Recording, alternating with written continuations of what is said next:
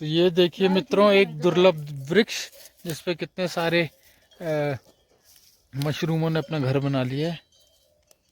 बहुत ही सुंदर।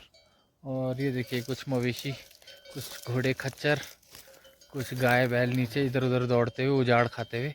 और ये देखिए आसमान में बादलों की छटा। बहुत ही अनोखे किस्म के बादल आने लग गए, स्कैटर्ड क्लाउड्स बोलते हैं इन्हें।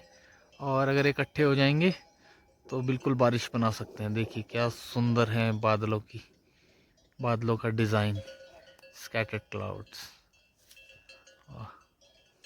बहुत ही सुंदर चारों तरफ है घाटी का। सिर्फ दक्षिण दिशा में नहीं है, दक्षिण दिशा खाली है और बाकी तीन तरफ से ग्लेशियर है, तो तीनों तरफ से आ रहे हैं स्कैटर्ड क्लाउड्स। ये देखिए, ये है भालू का मल। तो भालू ने यहाँ हमारे मिन्नी बुग्याल पे पॉटी कर रखी है, यानी कि ठीक घर के नीचे। देखिए भालू यहाँ पे घूम रहा है और ये काफ़ी पुराना मल लग रहा है। लगभग ऐसा लग रहा है 20 से 1 महीना पुराना होगा, 20 दिन से। और घाटी में ढल चुकी है शाम, और बस शाम का आनंद लेते लेते हम भी चल पड़े अपने मकान। सुप्रभात दोस्तों, स्वागत है आपका मेरे चैनल परमाफ्रॉस्ट वाईटी पे। मैं हूं आपका मित्र विपिन चौधरी। और बहुत सारे लोगों ने मुझसे पूछा कि आप यहाँ पहाड़ पे अकेले क्यों रहते हो और कैसे आप यहाँ तक पहुँचे और यहाँ बसने का क्या मोटिव है। और भी पूछते हैं, और भी सवाल पूछते हैं मुझे कि आपके गांव में क्या ज़मीन मिल सकती है ख़रीदने के लिए, और क्या यहाँ पर रेट है, और कितनी दूर है ये नियरेस्ट लोकेशनों से। तो मैं आप लोगों को बता दूं, ये कर्णप्रयाग से करीब 80 किलोमीटर दूर है। और कर्णप्रयाग जो कि नियरेस्ट रेलवे स्टेशन बनेगा यहाँ से आने वाले भविष्य में। और उसके अलावा ये ऋषिकेश से करीब 240 किलोमीटर दूर है और हरिद्वार से 270 किलोमीटर दूर है। ये ठीक जोशीमठ से 25 किलोमीटर दूर है। इसके पीछे सीधा गंगोत्री का ग्लेशियर है, तो इधर पीछे को कुछ नहीं है, सिर्फ इधर ही को है दुनिया। ये मतलब एक तरीके से आखिरी कोना है। और यहाँ गांव में सड़क हाल ही में कटी थी सन 2020 में। तो सन 2020 में जब यहाँ सड़क कटी थी, तो उससे पहले यहाँ ज़मीनों के दाम बहुत कम थे, लेकिन अब बहुत ज़्यादा है। सड़क पर अगर आपको ज़मीन खरीदनी है तो 10 से 15 लाख रुपए नाली है सड़क पर ज़मीन। और जैसे जैसे आप ऊपर आएंगे तो वो कम होती जाएगी। अगर इधर जंगल में लेंगे तो लगभग यहाँ पर 1 लाख रुपए नाली है आज के समय पर। और भविष्य का और किसी मालिक की डिमांड के हिसाब से मैं बता नहीं सकता। तो ये है यहाँ पर का सीन। और बाकी यहाँ छोटी मोटी परेशानियाँ, दिक्कत हैं, रिमोट इलाका है तो थोड़ा सा सांझ मंजस से बिठाना पड़ता है, यानी कि आपका पानी का कनेक्शन, बिजली का कनेक्शन और जहाँ भी आपका खेत है वहाँ का रास्ता। ये 3 चीज़ें बहुत इंपॉर्टेंट होती हैं पहाड़ पे। या तो आपका खेत ऐसा हो कि किसी बड़े रास्ते के बिल्कुल साथ हो, अन्यथा भविष्य में जब बाकी खेतों के रास्ते बंद होंगे तो आपको परेशानी आ सकती है। तो इन चीज़ों का ख्याल रखना पड़ता है पहाड़ में। और चौथी जो सबसे इम्पोर्टेंट चीज़ है पहाड़ में, वो है सनलाइट। तो आप ये भी ध्यान रखें कि आपके खेत पे या आपकी जगह पर ऑप्टिमम सनलाइट आती हो। जैसे यहाँ पर सर्दियों में जो लोएस्ट होता है दिसंबर का महीना, जब सनलाइट सबसे कम होती है, तब भी 5-5.5 घंटे का सूर्य है। तो ये उन लोगों के लिए। और बाकी ज़मीन खरीदने की पात्रता यहाँ पर ऐसी है कि जो उत्तराखंड का आदमी है वो कितनी भी ज़मीन खरीद सकता है, लेकिन जो बाहर के लोग हैं उनके लिए 1.25 नाली का कैप है सिर्फ कृषि भूमि पर। अगर आप उस भूमि को कमर्शियल करवाते हैं तो उसके बाद आप कितनी भी ज़मीन खरीद सकते हैं। तो या फिर आपके परिवार में अगर 2-3 मेंबर और हैं तो आप लोग मिलके सवा नाली करके 4-5 नाली तक भी खरीद सकते हैं, या जितने मेंबर जुड़ेंगे उतनी ज़्यादा नाली खरीद सकते हैं। तो ये है जानकारी। अगर बाकी कोई भाई वाकई में इच्छुक है पहाड़ों में ऐसी जगह में रहने के लिए जहाँ बर्फ़बारी होती है, सेब वगैरह उगाया जा सकता है और जीवन का लुत्फ़ उठाया जा सकता है गर्मियों में, तो उनका स्वागत है उर्गम घाटी में। है सुहाना राज उस बिन रूठी शामें दिन खफा, वो आए ना ले जाए ना, हाँ उसकी यादें तो है यहाँ न रास्ता न कुछ पता, मैं उसको ढूंढूंगा अब कहाँ। मैं ढूंढने जो कभी जीने की वजह निकला, मैं ढूंढने जो कभी जीने की वजह निकला।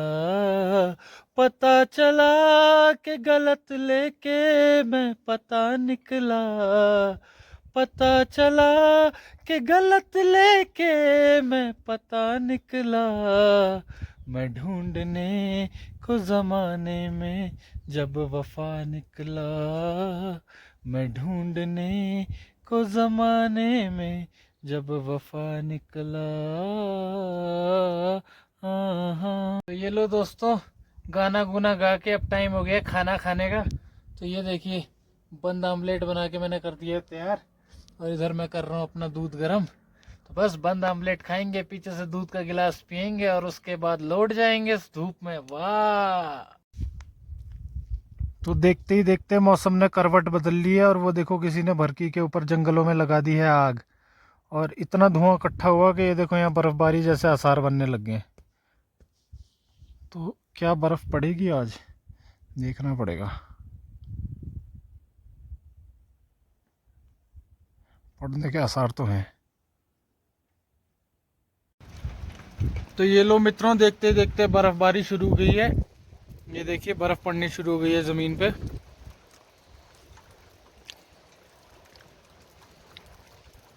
और उड़ उड़ के आ रही है बर्फबारी। और अगर ऐसे ही बर्फ़ पड़ती रही तो थोड़ी देर में यहाँ जमनी शुरू हो जाएगी।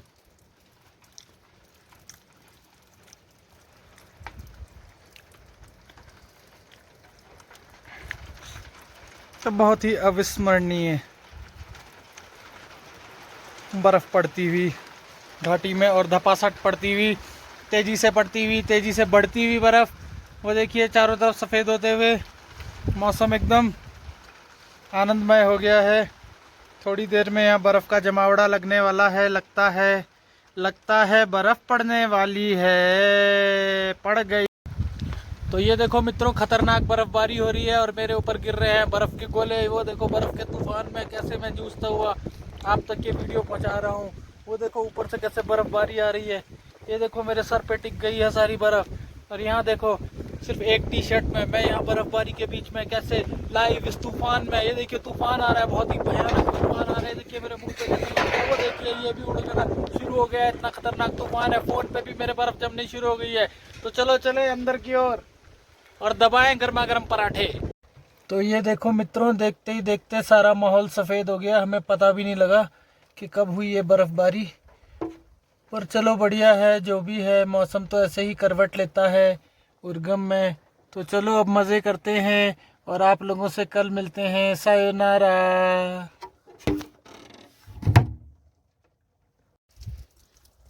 तो काफ़ी देर रुक रुक के बर्फ़बारी होने के बाद अब ये है मौसम का हाल, और यहाँ बिछ चुकी है एक सफ़ेद बर्फ़ की चादर।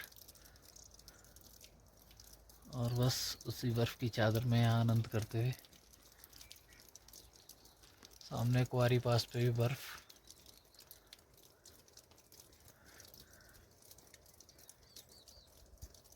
भरकी में कम आई बर्फ़।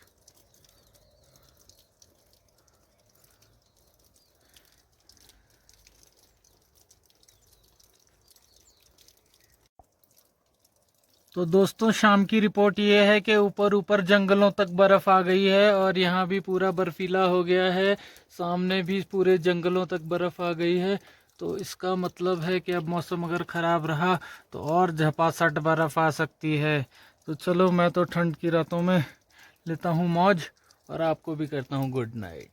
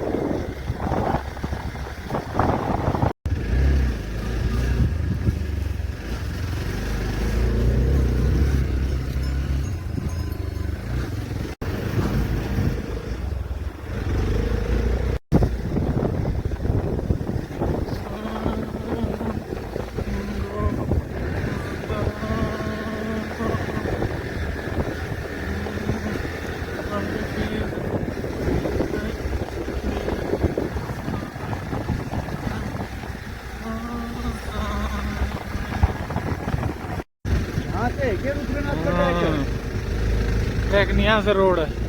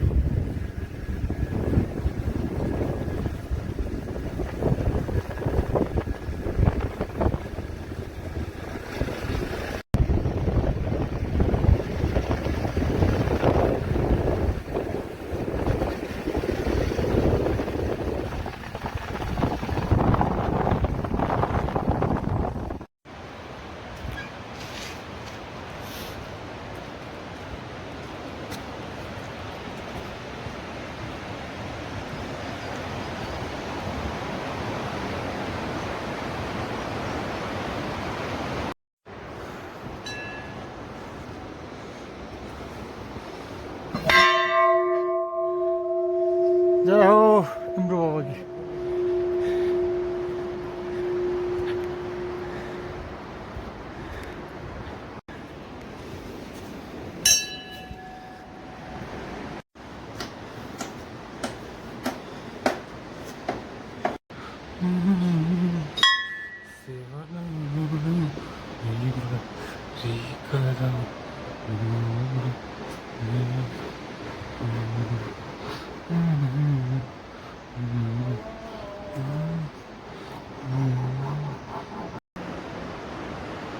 प्रणाम जी।